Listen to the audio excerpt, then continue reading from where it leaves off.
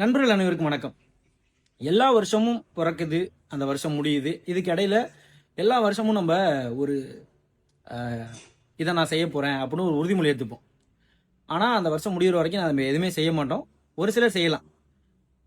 அப்படி இருக்கிற என்ன மாதிரி அதை நினச்சி அதை செய்யாமல் இருக்கிறவங்களுக்காண்டி ஒரு கவிதை ஒன்று எழுதியிருக்கேன். ஒவ்வொன்றாக பிறந்து காற்றின் திசையில் பறந்து கணத்தை பொறுத்து வெடித்து மறைகிறது அடுத்தடுத்து வளலை நீர்க்குமிழிகள் போல. கணத்தில் பரவசப்படுத்தி மறைந்தும் மனதில் நிற்கிறதே, ஆண்டு தவறாத அவரவர் ஏற்கும் திடீர் உறுதிமொழியைப் போல. போதாதா? அவசியமானது அனைத்தும் அடையில் இருக்கட்டும், அல்லாதது அவ்வப்போது பறந்து வெடிக்கட்டும். அழகானது வாழ்க்கை அப்படின்றதான் அந்த கவிதை. இது என்ன சொல்லுதுன்னா, நம்ம சின்ன சின்ன விஷயங்கள் செய்யலாம்னு நினைப்போம். தினமும் எக்ஸசைஸ் பண்ணுவோம், இல்லை சில நம்ம கிட்ட இருக்க கெட்ட பழக்கம் நம்ம நினைக்கிற விஷயங்களை விடலாம்னு நினைப்போம். அது மட்டும் இல்லாமல் டயட் ஃபாலோ பண்ணுறது, இல்லை தினமும் ஒரு 10 பேஜ் படிக்கிறது, இந்த மாதிரியான விஷயங்கள்லாம் நினச்சிருப்போம். ஆனால் பண்ண மாட்டோம். அதுக்கான காரணம் என்னென்னா, நேரம் இல்லை, இல்லை என்னோட வேலை காரணம் அப்படின்னு நம்ம நினச்சோன்னா அது தவறான ஒரு புரிதல்.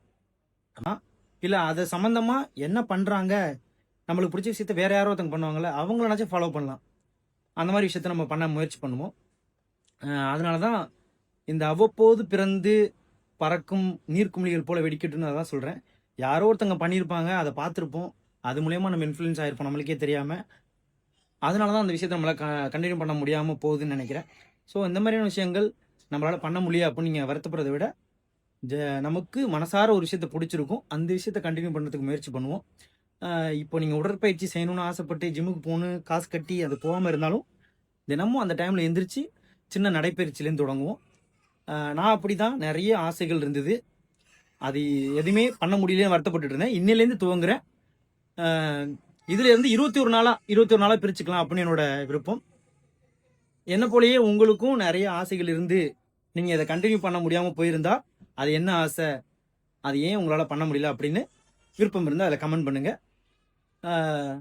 நான் ஏதாச்சும் உங்களுக்கு பிரயோஜனமாக ஏதாவது சொல்லுவேன் அப்படின்னு நீங்கள் நினச்சா இந்த சேனலை சப்ஸ்கிரைப் பண்ணுங்கள்.